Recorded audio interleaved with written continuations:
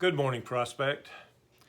Back in the office for at least a little while, and this morning I wanted to address something that I've been getting fairly regularly, that this plague, excuse me, asthma in my case, that this plague was a punishment from God, that it's some kind of sign. And truth be known, I don't know. It could be. I'm inclined to say it's probably not, because we live in a fallen world. And Jesus himself said there will be wars and rumors of wars, and there will be people coming in my name saying, I am he, but the end has not come. But it is interesting that there is at least a parallel between the plagues in Egypt and what we're going through. The 10 plagues in Egypt directly confronted and overpowered 10 of the gods of Egypt. And Egypt was forced to turn from their false gods. Too many of us have made affluence and money and comfort and power, and any number of things, our idols. And a tiny little virus has wiped away all those things.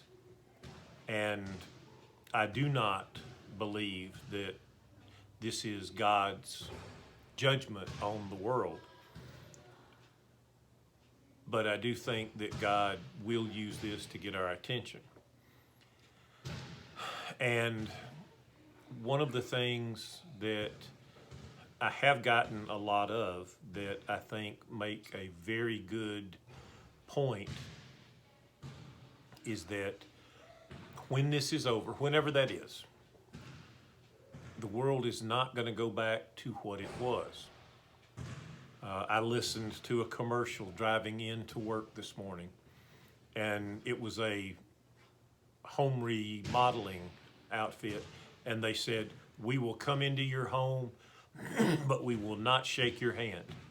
We will send you a text for everything we're going to do. And as much as I'm a handshaker and a hugger, I think I said before, I went into the dollar store one day a week or 10 days ago, and 3 of the kids from the church happened to be in there with their dad. And they ran up to hug me.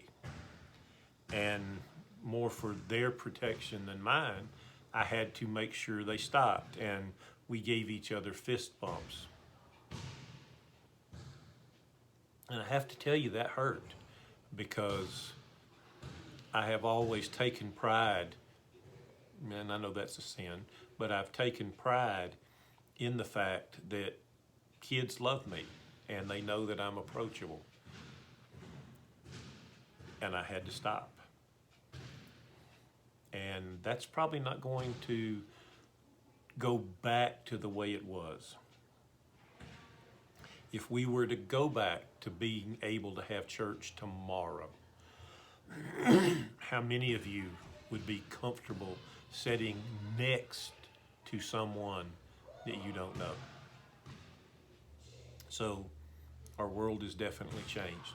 And it's probably changed permanently, at least in the sense that it's not going to change back in my lifetime. But the thing that I got that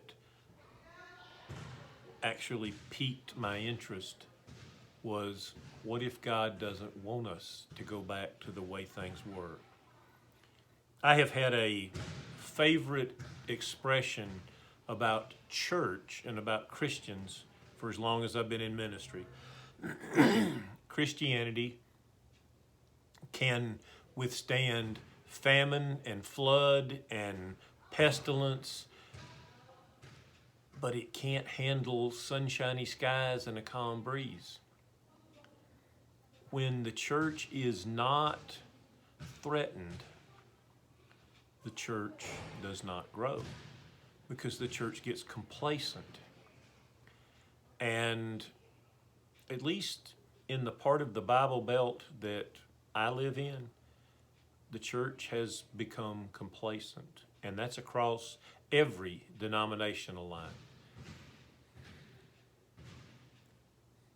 I'm trying to plan ways for us to re-engage. I've talked to a couple of people about maybe having a drive-through dinner where one or two of us, for instance, grill hot dogs, and someone wearing gloves scoops coleslaw and beans into a styrofoam box, closes it, and we hand it to you, and you drive away.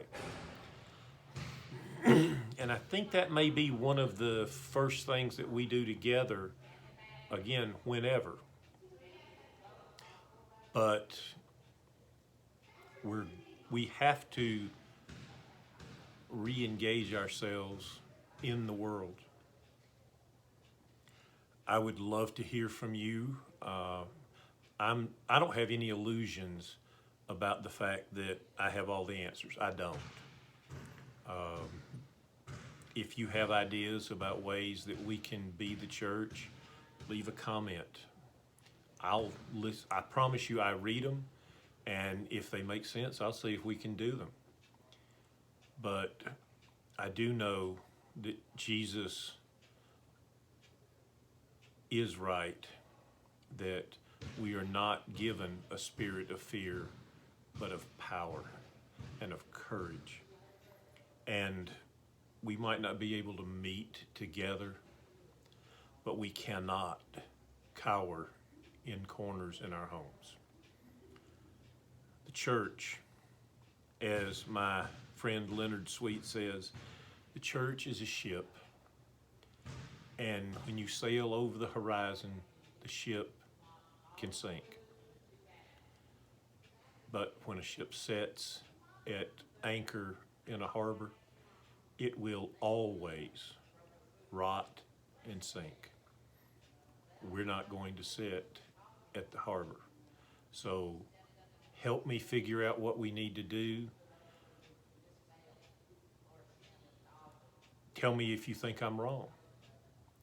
But let's be the church. God bless you all, Prospect. Amen.